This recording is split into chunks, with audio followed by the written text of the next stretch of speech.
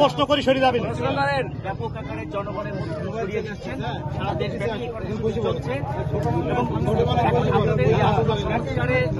বাস্তবায়নের অন্যতম প্রিয় প্রত্যেকটা সুষ্ঠু, সুন্দর, ক্রেডিবল ইলেকশন এবং ইলেকশনের রোডম্যাপ ঘোষণা করেছেন এবং সেই ঘোষণাকেই আপনারা সামনে রেখে ইতিমধ্যেই নির্বাচনী কর্মকাণ্ডে রাস্তায় মাঠে নেমে গেছেন, জনসংযোগ করছেন।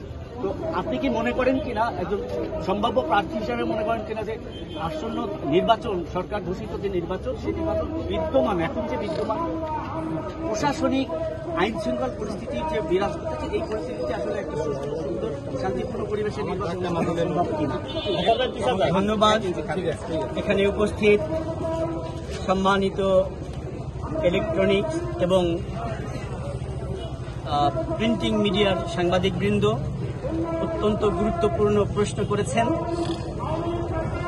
ইতিমধ্যে অন্তর্বর্তীকালীন সরকার একটি নির্বাচনের রূপরেখা ঘোষণা করেছেন,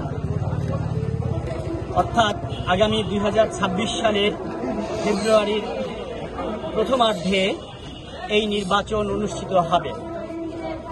এই নির্বাচন অনুষ্ঠানের জন্য আমাদের দল, বাংলাদেশ জাতীয়তাবাদী দল, সর্বাত্মক প্রস্তুতি গ্রহণ করেছে এবং তার প্রথম শর্ত অনুসারে এই যে আমার হাতে আপনারা দেখতে পাচ্ছেন, এটা 2023 সালে যখন ফ্যাসিস্ট শেখ হাসিনা দুঃশাসন চলছিল, তখন এই মাথার উপর চেপে আসছে এই হাতটা সবাই 30 দফা 23 সালে তিনি প্রণয়ন করেছিলেন, জাতির উদ্দেশ্যে ঘোষণা করে। এখন দলের প্রত্যেক নেতাকর্মীর প্রতি নির্দেশনা আছে যে এই 31 দফা প্রত্যেক ঘরে ঘরে পৌঁছে দিতে হবে। আমরা সেই লক্ষ্যে কাজ করছি। নির্বাচন অবশ্যই জরুরি এবং অনিবার্য, নির্বাচনের বিকল্প কোনো কিছু নেই। এবং যেহেতু একটা ফ্যাসিস্ট সরকারের ভয়াবহ পতনের পরে যে প্রশ্নটি করছেন, আইন শৃঙ্খলা পরিস্থিতি কিংবা প্রশাসন সুষ্ঠুভাবে কাজ করতে পারবে কিনা, বাংলাদেশ জাতীয়তাবাদী দল মনে করে অবশ্যই তারা পারবেন।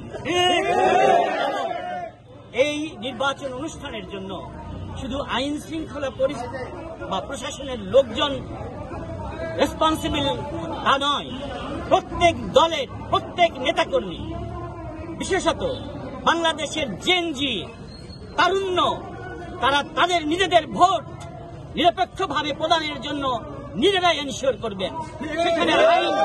সেখানে আইন প্রয়োগকারী সংস্থার খুব বেশি ভূমিকা থাকবে না। স্বতঃস্ফূর্তভাবে তারা কেন্দ্রে কেন্দ্রে যাবেন, তারা তাদের ইচ্ছে এবং স্বাধীনতা অনুসারে ভোট প্রদান করবেন।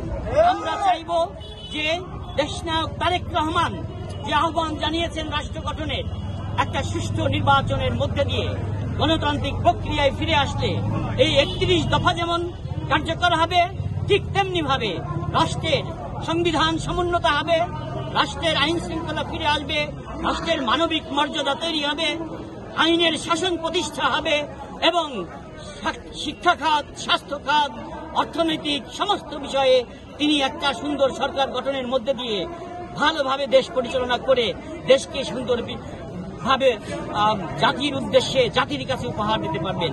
সেই জন্য আপনাদের কাছে মন থেকে, প্রাণ থেকে, বিএনপির নেতাকর্মীর পক্ষ থেকে, মিরপুর ভাড়াবাসীর পক্ষ থেকে, কিংবা তারেক রহমানের পক্ষ থেকে, বেগম খালেদা জিয়ার পক্ষ থেকে, আমাদের স্ট্যান্ডিং কমিটির মেম্বার এবং জাতীয় নির্বাহী কমিটির সকল সদস্য নেতাকর্মীর মাধ্যমে তাদের পক্ষে আমি ধানের শীষে ভোট চাচ্ছি। আমি ধানের শীষে ইনশাল্লাহ আপনারা ধানের শীষে ভোট দিবেন এবং তারেক রহমান, বেগম খালেদা জিয়া কখনো প্রতিজ্ঞা করে, প্রতিশ্রুতি দিয়ে ভঙ্গ করেননি, আগামীতেও করবেন না ইনশাল্লাহ। আপনাদের অসংখ্য ধন্যবাদ।